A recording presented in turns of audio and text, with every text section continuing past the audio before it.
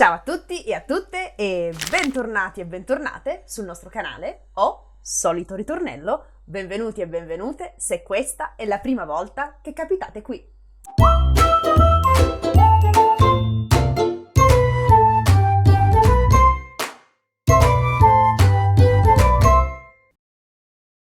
Allora, eccomi qua, di ritorno dalle vacanze estive, più carica e con molte più energie e soprattutto con tantissima nostalgia per le mie lezioni di grammatica, perché ragazzi e ragazze, signori e signore che mi ascoltate, dovete sapere, ma immagino che avete già capito, che io amo la grammatica. Quindi, dopo una settimana di pausa, eccoci qui a ricominciare con le nostre lezioni di grammatica. Per questa settimana ho pensato di dedicare 2 lezioni a quelli che ho chiamato argomenti poco conosciuti della lingua italiana. O meglio, ho deciso di dedicare 2 lezioni a delle strutture grammaticali i cui usi non sono sempre trattati in modo completo. Ci sono infatti alcuni usi di queste 2 strutture grammaticali che non sempre vengono spiegati e non sempre sono conosciuti da studenti e studentesse. Quindi questa settimana risolveremo questo problema e vedremo insieme questi usi sconosciuti di queste strutture grammaticali.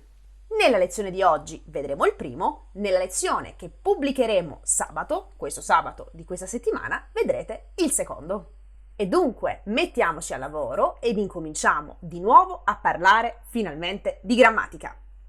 Prima di andare avanti, come sempre, vi ricordo che se volete avere dei contenuti esclusivi come la trascrizione dei podcast in formato PDF, la trascrizione delle interviste in formato PDF, gli esercizi di grammatica in formato PDF, se volete avere tutti questi contenuti in formato PDF e anche i sottotitoli dei video di YouTube in formato PDF, se volete avere questi contenuti, potete visitare la sezione del nostro sito Contenuti esclusivi e avere informazioni su come poter avere questi contenuti.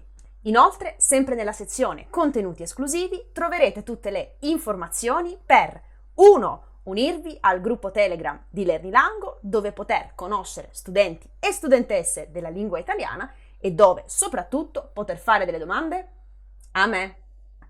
E 2, in questa sezione troverete tutte le informazioni per partecipare al quiz mensile di Lernilango, quiz che se vincerete vi darà la possibilità di vincere un'ora di lezione con la sottoscritta, con me sempre. Quindi per maggiori informazioni visitate il nostro sito lernilango.com e troverete tutte queste informazioni nella sezione Contenuti esclusivi. Bene, dunque, non posso dire rimbocchiamoci le maniche perché non ho maniche, è estate, ma posso dire un'altra espressione simile a rimbocchiamoci le maniche, e cioè gambe in spalla, e iniziamo con la lezione di oggi. Oggi voglio parlarvi di un uso poco conosciuto del pronome oggetto diretto lo. Prima di vedere questo uso sconosciuto del pronome oggetto diretto lo, vediamo brevemente che cosa è un pronome. Chi ha già guardato uno dei miei video saprà già la risposta, ma per chi è nuovo o nuova e mi sta guardando ora per la prima volta, spiegherò brevemente che cosa è un pronome, quale è cioè la funzione di un pronome nella lingua italiana. Brevemente, un pronome è un elemento che all'interno della lingua ha la funzione di sostituire nella frase successiva un elemento della frase precedente, in modo da non dover ripetere questo elemento nella frase successiva, perché senza i pronomi la lingua diventerebbe troppo ripetitiva. Immaginate infatti questo testo. Ho incontrato Marta, ho salutato Marta, ho chiesto a Marta come sta, Marta mi ha risposto che sta bene, poi ho chiesto a Marta se volevamo andare a bere un caffè insieme. Vedete questo testo? È super ripetitivo. Ho ripetuto il nome Marta 500 volte e questo non va bene. La lingua suona troppo ripetitiva. Per questo motivo esistono i pronomi. I pronomi esistono per sostituire elementi già citati nella frase precedente, per sostituire questi elementi nella frase successiva, in modo da non dare questo aspetto ripetitivo alla lingua. Quindi, prendiamo di nuovo il nostro testo. Ho incontrato Marta e la ho salutata. Vedete? Invece che dire ho incontrato Marta e ho salutato Marta, non ripeto Marta, ma utilizzo il pronome oggetto diretto femminile la, in questo caso, per riferirmi appunto a Marta. Quindi, come già sapete, un pronome può sostituire nella frase successiva elementi di natura diversa che troviamo nella frase precedente.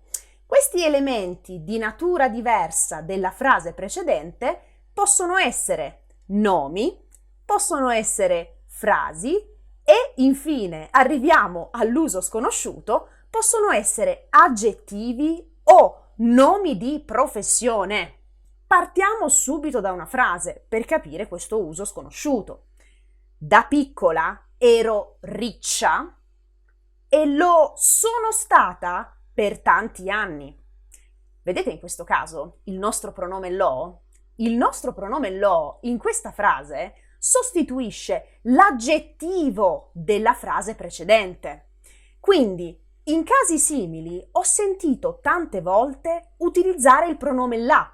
Da piccola ero riccia e la sono stata per tanti anni. Assolutamente no. Quando dovete sostituire nella frase successiva un aggettivo della frase precedente, il pronome che dovete usare è sempre, sempre, sempre lo. E non importa se l'aggettivo della frase precedente è maschile, femminile, singolare e plurale. Da piccola ero riccia e lo sono stata per tanti anni. Da piccola era riccio e lo è stato per tanti anni. Da piccole eravamo ricce e lo siamo state per tanti anni. Da piccoli eravamo ricci e lo siamo stati per tanti anni. Dunque, vedete, quando dovete sostituire un aggettivo della frase precedente nella frase successiva, il pronome da usare è sempre, sempre, sempre, sempre lo, mi raccomando. E lo stesso ragionamento, la stessa regola vale per i nomi di professione. Per esempio, lui è un bravo psicologo, lo è da sempre. Lei è una brava psicologa e lo è da sempre. Loro sono dei bravi psicologi e lo sono da sempre. Loro sono delle brave psicologhe e lo sono da sempre.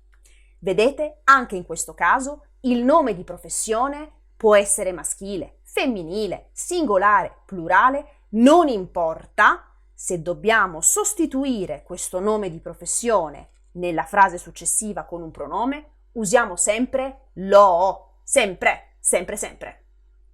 Dunque, ripetiamo, il nostro pronome lo ha la funzione di sostituire nella frase successiva un elemento della frase precedente, elemento che può essere 1 un aggettivo e 2 un nome di professione.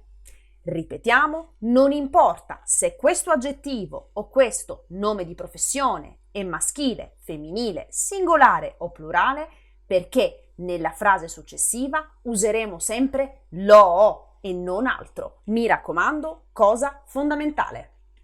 Bene, io ho finito questa lezione. Vi ringrazio se siete arrivati e arrivate fino alla fine, vi ringrazio tantissimo, vi ricordo che sul nostro sito troverete tantissimi esercizi per praticare questo uso sconosciuto del nostro pronome lo.